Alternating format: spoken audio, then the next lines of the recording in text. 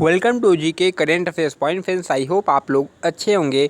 तो यदि आप नेवी एमआर की तैयारी कर रहे हैं तो वीडियो को पूरा देखें। 1 मार्क्स आपका सिंपल इंटेस्ट से आपके एग्जाम्स में क्वेश्चंस आता है। यदि आप वीडियो को छोड़ के जाना चाहते हैं तो पहले पूरा वीडियो देख लीजिए। वीडियो अच्छा ना लगे तो आप कुछ कमेंट में बता सकते हैं कि आपको वीडियो में क्या प्रॉब्लम हुई है। तो चलिए आज का क्लास स्टार्ट करते हैं टाइम को वेस्ट ना करते हुए। जैसे कि आपको पता है इस चैनल पर साइंस की सिलेबस को ख़त्म करा दिया गया है, जो कि यूट्यूब में यूट्यूब में सबसे पहले इस एग्ज़ाम के लिए ख़त्म कराया गया है। नेवी एमआर और कंप्लीट साइंस की प्रिपरेशन एकदम इतने स्ट्रेटेजिक वे से चल रही है कि साइंस में मार्क्स को कटने नहीं दिया जाएगा। एक ही मिशन है नेवी एमआर को पार करवाना। बस आप लोगों की हेल्प चाहिए कि आप लोग अच्छे से पढ़ें और कुछ नहीं। तो चलिए आज का क्लास जो है, आज का क्लास है सिंपल इंटेस्ट। तो इसका पार्ट 1 मैंने कराया है। आपसे अनुरोध है कि आपने पार्ट 1 नहीं देखा हो तो पार्ट 1 पहले देख लीजिएगा। पार्ट 1 कहाँ मिलेगा? चैनल के प्लेलिस्ट में जाइए। प्लेलिस्ट में आप नेवी एमआर मैथ्स का सेक्शन बना होगा, वहाँ से आप इसका सिंपल इंटरेस्ट पार्ट 1 देख लीजिएगा, तभी पार्ट 2 देखिए। चलिए आज का जो 5वां नंबर ट्रिक से मैं स्टार्ट करता हूँ। यदि कोई धन साधारण ब्याज पर T1 वर्षों में A1 हो जाती है। A1 मतलब मिश्र धन है हो जाती है तथा T2 वर्षों में A2 हो जाती है, तो मूलधन क्या है? तो आपसे मूलधन पूछा गया है, प्रिंसिपल पूछा गया है। तो इसका जो फॉर्मूला है वो फॉर्मूला क्या है? P = A1 minus A2 minus A1 divided by T2 minus T1 into T1। A2 है मिश्र धन, A1 मिश्र धन, दोनों को मिश्र धन को घटाना है, डिवाइडेड बाई समय को घटाना है, इंटू समय का T1 से आपको इंटू करना है। चलिए अब डायरेक्ट एग्जाम्पल से आपको समझाना चाहूँगा कि ट्रिक्स को कैसे आप एग्जाम्पल्स में कर सकते हैं और आपके एग्जाम्स में आप समय को बचा सकते हैं। कोई राशि जो है 3 वर्षों में साधारण ब्याज पर 500 रुपया हो जाती है तथा 5 वर्षों में कितनी हो जाती है? 700 रुपया हो जाती है। तो आपसे मूलधन पूछा है। मैंने ट्रिक क्या बताया था? ट्रिक है यदि आपसे मूलधन पूछे इस टाइप के क्वेश्चन में तो A1 पहले लिखना है, जैसे 500 आपने लिखा है, माइनस का साइन देना है। ऊपर क्या लिखना है? ऊपर आपको A2 माइनस A1, तो A2 आपका 700 है, A1 500 है, दोनों को आप माइनस कर दीजिए। डिवाइडेड बाई क्या करना है? T2 माइनस T1, T2 5 है, यहाँ देखिए T2 5 है। तो देखिए इस फॉर्मूले में सब बैठाने के बाद बस आपको कैलकुलेशन करनी है। A1 माइनस है A2 minus A1 divided by T2 minus T1 into T1। इसके बाद आपको कैलकुलेशन इतनी तो आती होगी कि आप यहाँ 2 से 100 को काट सकें, 500 माइनस 300 200 लिख सके। ये सब मैं नहीं बताने वाला, इतना आपको आता होगा। तो चलिए इस फॉर्मूले पे एक और क्वेश्चन को ज़रूर कराता हूँ जो आपको यह ट्रिक याद हो जाए। कोई धन जो है 2 वर्षों में साधारण ब्याज पर 900 हो जाती है, 4 वर्षों में 1200 हो जाती है, तो वह धन क्या है? तो इस टाइप के क्वेश्चन को मैंने बताया है आपको कैसे करना है। पहले आपको A1 लिखना है 900 minus A2 minus A1 divided by T2 minus T1 into T1। बस इस फॉर्मूले में बैठाने के बाद आपका आंसर आ जाएगा, कोई इसमें डाउट नहीं होना चाहिए। A2 क्या है? A2 आप ये है, A1 ये है, टाइम T2 ये है और टाइम T1 ये है। फॉर्मूला एक बार और देखिए, A1 लिखना है, माइनस करना है A2 माइनस A1, A2 को A1 से माइनस करना है, डिवाइड बाई किससे करना है? T2 माइनस T1 को आप डिवाइड कर दीजिए यहाँ पर ही, इंटू T1 से यहाँ पर ही इंटू करना है। T1 2 वर्ष है, तो इसके बाद आपका यहाँ से आंसर यहाँ निकल गया। एक और लास्ट एग्जाम्पल के बारे में बताते चलूँ। देखिए एक मूलधन है 2.5 वर्षों में 600, 5.5 वर्षों में 900। मूलधन तथा साधारण ब्याज की दर क्या है? तो मूलधन तथा साधारण वार्षिक ब्याज दर क्या है? तो मूलधन पहले आपको निकालना है, फिर आपको ब्याज दर निकालने का दिखा रहे हैं। तो मूलधन का सेम फॉर्मूला है A1 minus A2 minus A1 divided by T2 minus T1 into T1। तो इस फॉर्मूले के बाद आपका मूलधन निकल गया। तो आपका यदि मूलधन निकल गया तो आपसे क्या पूछा है? तो आपको पता है यदि मूलधन निकल गया, ब्याज कैसे निकलेगा? A प्लस I क्या होता है? मिश्र धन, प्रिंसिपल प्लस इंटरेस्ट यदि आप कर देंगे तो आपका क्या निकलेगा? A यानी मिश्र धन निकल जाएगा। तो मिश्र धन से आपको I यानी इंटरेस्ट को माइनस कीजिएगा तो आपका ब्याज निकल जाएगा। मिश्रधन से पी को माइनस कीजिएगा, यानी मिश्रधन माइनस मूलधन कीजिएगा तो आपका आई यानी इंटरेस्ट निकल जाएगा। ब्याज यानी ब्याज को वैसे निकाला गया, देखिए ये जो आपका मूलधन है ये मिश्रधन है, तो मिश्रधन माइनस मूलधन तो आपका ब्याज 250 निकल गया। जब आपको ब्याज पता है, आपको प्रिंसिपल पता है, समय पता है, तो आप रेट निकाल सकते हैं। फॉर्मूला मैंने आपको बताया था एसआई का। फॉर्मूला क्या था? P into R into T divide by 100 equal to SI का फॉर्मूला बताया था। इस फॉर्मूले में आपको आर निकालना है, तो आर निकालना है तो क्या हो जाएगा? SI into 100, SI into 100 divided by किससे आपको डिवाइड करना है? एसआई इंटू 100 डिवाइड करना है, टी इंटू पी से आपको डिवाइड करना है, तो ऐसे डिवाइड कीजिए। तो सेम फॉर्मूला देखिए यहाँ पर यहाँ लगाया गया है। आपका यहाँ पर एसआई है 250, 100 तो ऐसे है ये है, डिवाइडेड बाई 5/2 था तो 2 को ऊपर भेजा गया है, और 300 आपका क्या है?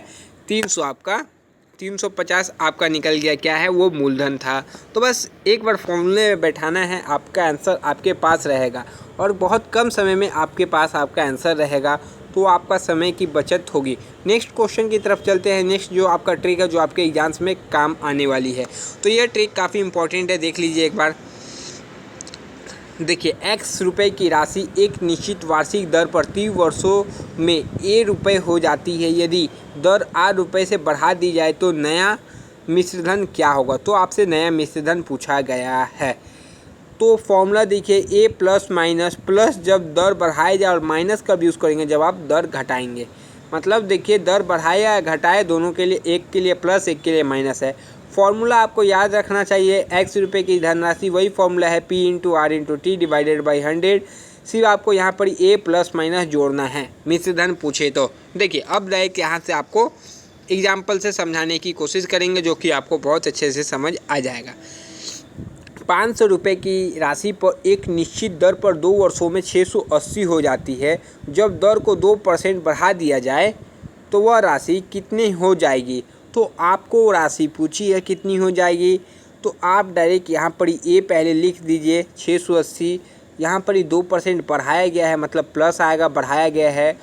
और क्या किया गया है? 2% जो आर है, आर इंटू टी करना है, और 500 मतलब P into R into T यहाँ पर या फॉर्मूले के हिसाब से किया, और डिवाइडेड बाई 100। तो इसके बाद बस आपका यहाँ पर कैलकुलेशन ही रह जाता है। तो कैलकुलेशन करने के बाद आपका आंसर आपके पास है। एक बार और समझिएगा अच्छे से। देखिए किया क्या गया है, ए को ए लिखा गया नॉर्मली, फिर क्या किया गया है? मूलधन इंटू जो रेट बढ़ा है इंटू जो समय है डिवाइड बाई 100 से किया गया है। जो आंसर आएगा यहाँ से उसको 680 के साथ जोड़ा गया, तो 700 आपका आंसर आ गया। तो देखिए इतना ही आसान है कि आप इसको तुरंत कर सकते हैं। देखिए नेक्स्ट क्वेश्चन में मैं आपको और अच्छे से एक बार एक्सप्लेन कर देता हूँ। 600 रुपये की एक राशि 3 वर्षों में 708 रुपया हो जाती है।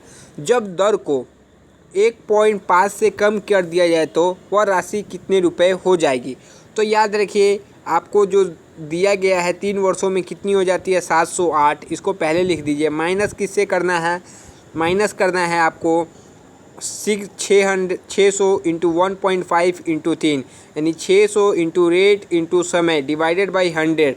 तो बस आपको 708 माइनस यहाँ जो कैलकुलेशन 27 है माइनस कीजिए, आंसर आपके हाथ में।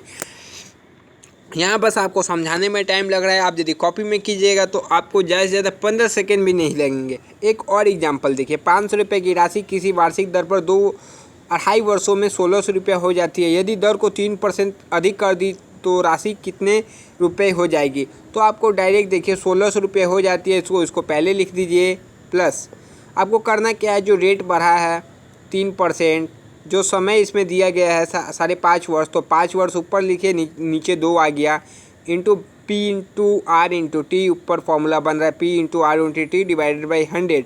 तो बस इसके बाद फिर आपको यहाँ से जोड़ के आंसर निकालना है। क्या यह आपको हार्ड लग रहा है? कुछ हार्ड नहीं है। यदि आपको यहाँ समझने में प्रॉब्लम है तो ये फॉर्मूला वही फॉर्मूला है जो आपके एसआई का फॉर्मूला होता है ब्याज का, P into R into T divided by 100। Same formula है, बस ये आपका सामने ऐड हो गया है। बस ये काफ़ी इजी है, आप इसको आराम से कर सकते हैं। एक और एग्जांपल देख ले कि आपका क्लियर हो जाए। 2.5 2525 की राशि एक निश्चित वार्षिक दर से 4 वर्षों में इतनी हो जाती है, तो 2.4% की दर से कम कर दिया जाए तो राशि कितनी है। पहले आप राशि 3225 जो ऊपर दिया गया है लिख ले। यहाँ पर देखिए कम कर दिया गया है, कम मतलब माइनस का साइन आएगा, और P into R into T. P क्या है 2550, आर क्या है 2.4 इंटू समय देखिए 4 वर्ष डिवाइडेड बाई 100। बस जो आएगा इसको यहाँ से माइनस कीजिए, आंसर आपके सामने आ चुका है। तो आई होप आपको ये ट्रिक भी अच्छा लगा हो। तो चलिए नेक्स्ट ट्रिक के ऊपर चलते हैं। नेक्स्ट ट्रिक देखिए काफ़ी इंपॉर्टेंट है और काफ़ी आसान है आपके लिए। नेक्स्ट ट्रिक क्या है, किसी राशि पर साधारण ब्याज मूलधन का m/n है, मूलधन का m/n है। यदि ब्याज की दर तथा समय समान हो तो वार्षिक ब्याज दर क्या है। तो समय को आपको वार्षिक ब्याज दर या समय कुछ भी आपसे पूछ सकता है इस क्वेश्चन में। तो m/n इंटू 100 कर देना है। क्या करना है, m/n इंटू 100, और कुछ नहीं करना है। देखिए इस टाइप के क्वेश्चन आपके एग्जाम्स में आते ही आते हैं। यदि किसी राशि पर साधारण ब्याज मूलधन का 4/9 हो तथा ब्याज की दर और समय समान हो तो वार्षिक ब्याज दर क्या है। तो आपको इस टाइप का क्वेश्चन मिलेगा ही मिलेगा कोई ना कोई शिफ्ट में। तो इसको कुछ नहीं करना, आपको m/n 4/9 इंटू 100 कर देना बस। इसके बाद आंसर आपके हाथ में। मुश्किल से इस क्वेश्चन को करने में 4 से 5 सेकेंड लगेंगे, ओनली 4 से 5 सेकेंड। m/n रूट अंडर के बाद m/n करना है जो आपको क्वेश्चन में पहले से दिया हुआ है। देखिए 4/9 इंटू 100, बस आपको रूट में डालना है, आंसर को निकालना है। कितना समय लग रहा है इसको करने में, कुछ समय नहीं लगेगा। याद रखिए बस कंडीशन क्या है, साधारण ब्याज पर मूलधन का कुछ बटा होगा, 4/9 भाग हो, कुछ भाग हो, और ब्याज दर तथा समय समान हो। तो इसमें वार्षिक ब्याज दर पूछे तो रूट अंडर m/n इंटू 100 करना है। देखिए इस ट्रिक काफ़ी इंपॉर्टेंट ट्रिक मैंने आपको बताया। नेक्स्ट आगे बढ़ते हैं। एक और एग्जांपल यहाँ से देख लीजिए। किसी मूलधन पर ब्याज मूलधन का 0.36/4 गुना हो जाता है। यदि संख्यात्मक मान जो दर का समय का समान हो तो समय क्या है। तो समय का भी सेम फॉर्मूला, बस आपको रूट अंडर 0.36 डिवाइडेड बाई 4 को रूट के अंडर लिखना है, इंटू 100 करना है। तो इसके बाद आपका आंसर आपके पास है। 10 सेकेंड नहीं लगेंगे इस क्वेश्चन को करने में। एक और एग्जाम्पल देखिए, सेम है। देखिए किसी राशि का साधारण ब्याज उसका 64/81 भाग है। यदि समय तथा दर के संख्यात्मक मान हो तो दर क्या है। दर पूछा है या समय पूछे, दोनों में एक ही है। m/n रूट का अंदर m/n इंटू 100 करना है। आपके आंसर आपके पास है, कोई समय नहीं लगेगा, कॉपी में नोट कर लीजिएगा। एक और एग्जाम्पल देखिए, आपका एग्जाम्पल से और मान ये होगा। किसी राशि का साधारण ब्याज 49% है। याद रखिए 49 को 49% बाई 100 कर सकते हैं। 49% बोला गया मतलब m/n आपको बोल दिया गया, इंटू 100 से आपको इंटू करना है, 100 कटेगा तो 7 वर्ष। देखिए मुझको करने में यहाँ 5 सेकेंड लगा, तो आपको करने में 3 सेकेंड लगेगा एग्जाम में।